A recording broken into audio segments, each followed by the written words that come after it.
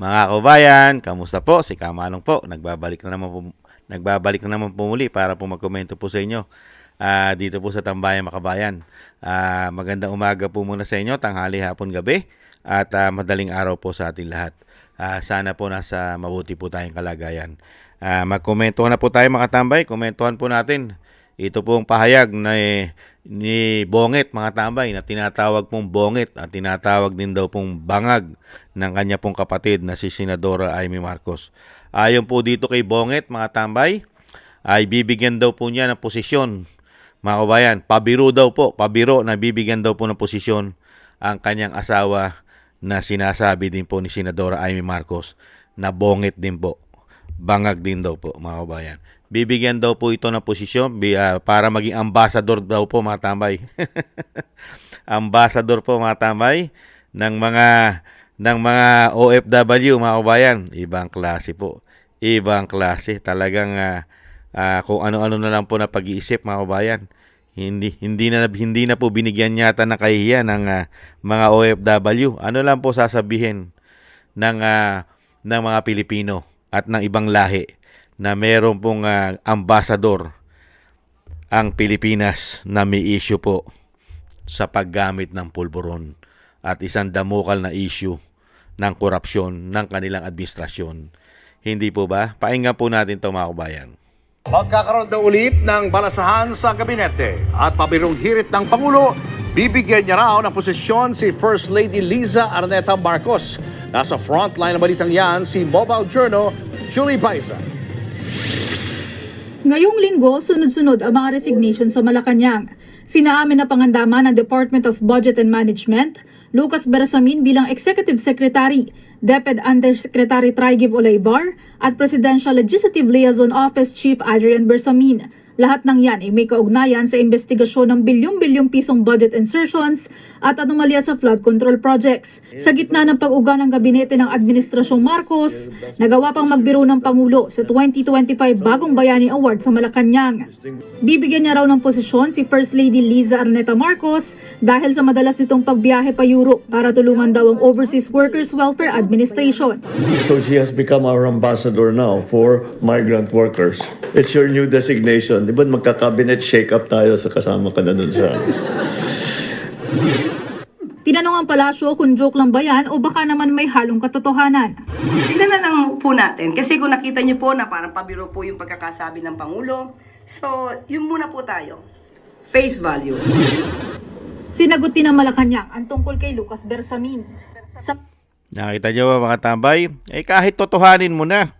Pakapala na lang naman ang muka. Hindi po ba? Saka wala na naman pong kahiyan. May kahihiyan po ba ang palasyo? May kahihiyan pa ba ang nakaupo ngayon mga tambay? Napakarami na issue ng nakakahiya mga tambay. Lumabas pa ang issue na gumagamit ng pulburon.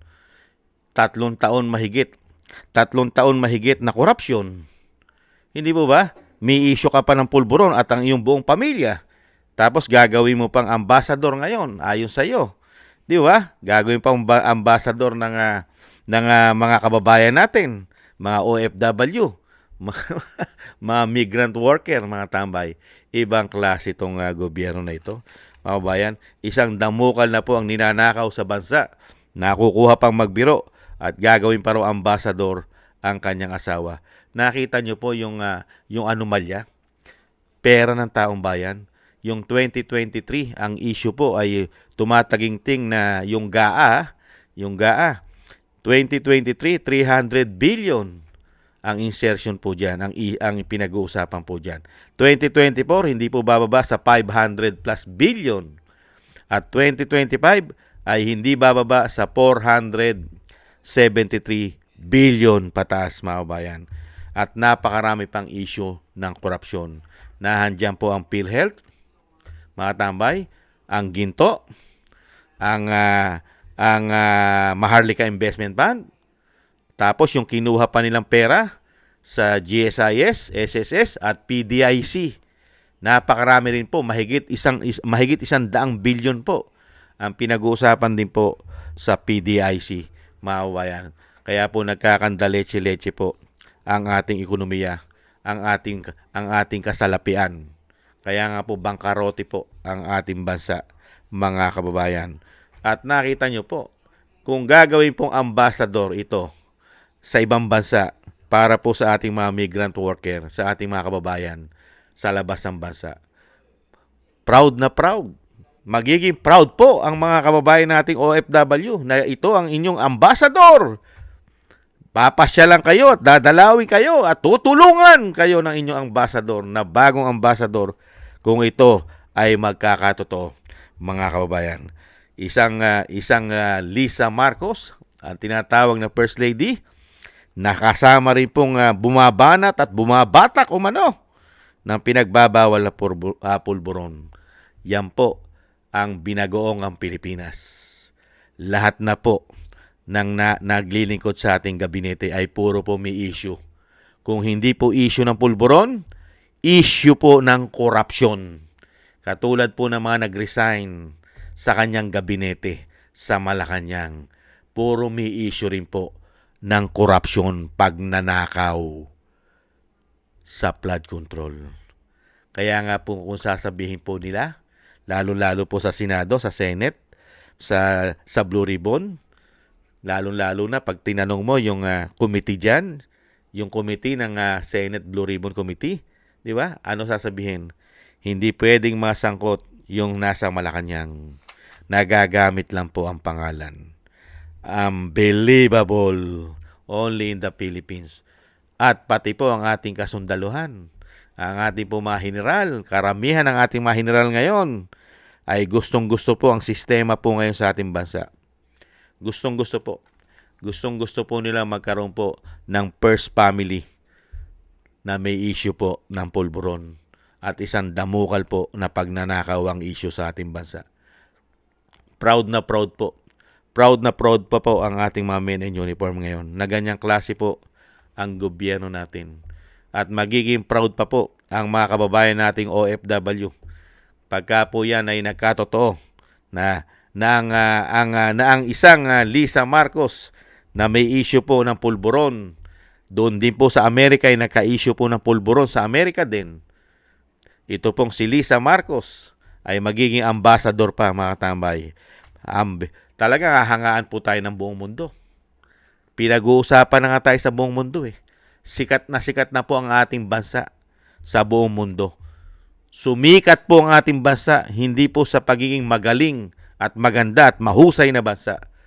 Sumikat po ang ating bansa sa pagiging magnanakaw, korupsyon, at sa paggamit ng pulburon ng mga naglilingkod sa bayan katulad po ng First Family. Sikat po tayo sa buong mundo. At ngayon, magkakaroon pa tayo ng isang ambassador ang ating bansa.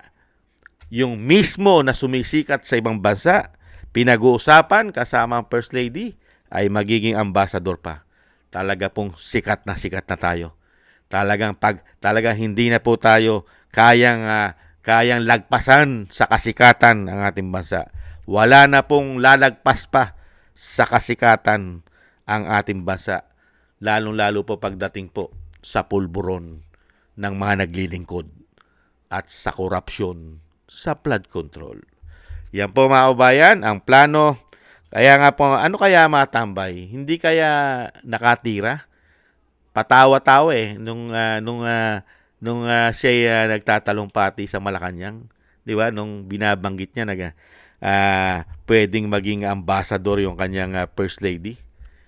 Nakita niyo po kay saya-saya. At talagang abutenga pa ang ngiti, mga tambay. Sa kabila na ating bansa ay nagkakandaleche-leche, naghihirap ang taong bayan, nagkakamatay, nagkaagutom. Pero pagdating po sa Pangulo na may issue ng pulburon, ay nakukuha po na magsaya at tuwan-tuwa pa sa kanyang ginagawa. Unbelievable.